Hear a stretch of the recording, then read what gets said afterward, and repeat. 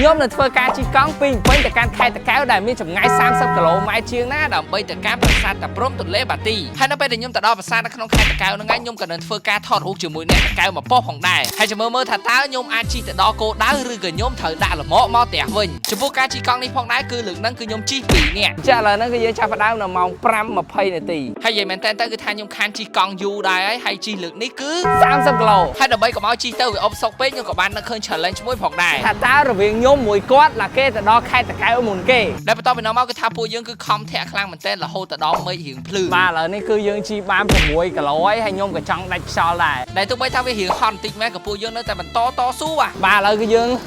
បុកលបឿនបាទឲ្យឈ្នះគាត់ហើយនៅពេលហ្នឹងគឺថាយើងបុកលបឿនបានតែមួយផ្លែចឹងទៅខ្ញុំក៏បានហត់ហើយយើងក៏បានឈប់សម្រាប់មួយផ្លែផងដែរប៉ុន្តែបើគិតទៅគឺយើងជិះបានជាង10គីឡូហើយយើងតដំណើរទៅទៀតនៅសល់តា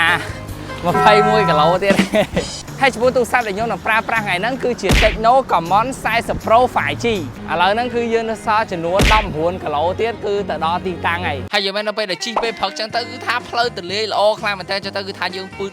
យកតែម្ដងឲ្យឆាប់ទៅដល់គោលដៅតែមើលទេសភាពកោបសេរីឥឡូវនេះ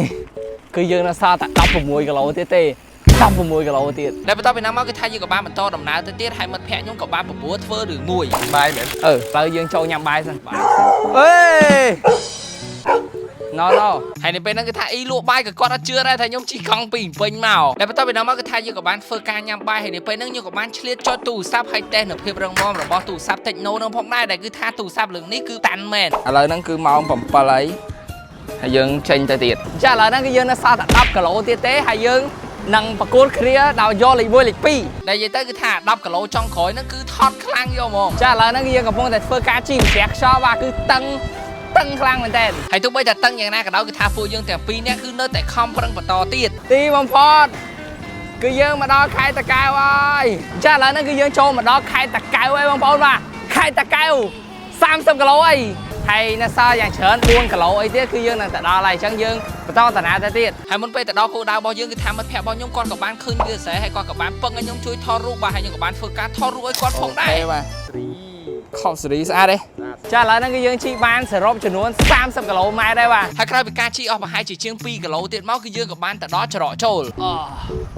ចុកជើងណាឥឡូវហ្នឹងគឺម៉ោង 7:08 ហើយអញ្ចឹងគឺខ្ញុំជិះកង់ប្រហែល2ម៉ោងមកដល់បើមែនតែគឺថាយើងមិនមកដល់ភ្លាមទេគឺយើងត្រូវជិះចូលបន្តិចទៀតហើយនៅពេលដែលចូលបន្តិចទៀតមកគឺយើងក៏បានទៅដល់មែនតែទីបំផុតឋានទន្លេបាទីបាទចុះពីសកកម្មបន្ទាប់យើងគឺយើងត្រូវថតរូបដែលនៅពេលហ្នឹងគឺថាយើងក៏បានយកកង់យកទៅទុកសិនផងដែរដើម្បីស្វែងរកអ្នកខេត្តតាកែវហើយសុំគាត់ថតរូបមួយចាឥឡូវនេះគឺយើងមកដល់ហើយហើយដោយសារតែពេលខ្ញុំទៅដល់ហ្នឹងគឺថាព្រឹកពេកចឹងទៅគឺអត់ទាន់មានបងប្អូនយើងទៅទស្សនាទេប៉ុន្តែគឺប្រាសាទហ្នឹងគឺស្អាតមែនតើអ្វីតែកាន់តែពិសេសគឺថាប្រាសាទមួយនេះគឺមានទីតាំងចិត្តភ្នំពេញខ្លាំងមែនតើអញ្ចឹងគឺខ្ញុំចង់ជំរុញឲ្យណែនាំបងប្អូនទៅទស្សនាប្រាសាទហ្នឹងទាំងអស់គ្នាបាទនិយាយទៅគឺស្អាតខ្លាំងអញ្ចឹងមកពេលដែលខ្ញុំថតរូបគឺខ្ញុំក៏នឹងប្រាប់អ្នកទាំងអស់គ្នាបន្តិចសិនផងដែរតាក់ទងទៅនឹងទូរស័ព្ទដែលខ្ញុំប្រើប្រាស់នេះគឺជា Camon 40 Pro 5G អញ្ចឹងនេះគឺជា smartphone 5G ល្អបំផុតបំពាក់ជាមួយនឹងមុខងារ AI ជាច្រើនថតរូបលឿនថតរូបក្នុងទឹកបានហើយមានតម្លៃក្រោម$300ទៀតនៅទូរស័ព្ទមួយគ្រឿងនេះគឺមានឥឡូវបងសួរអូនឯងមួយអូនឯងអ្នកតាកែវអត់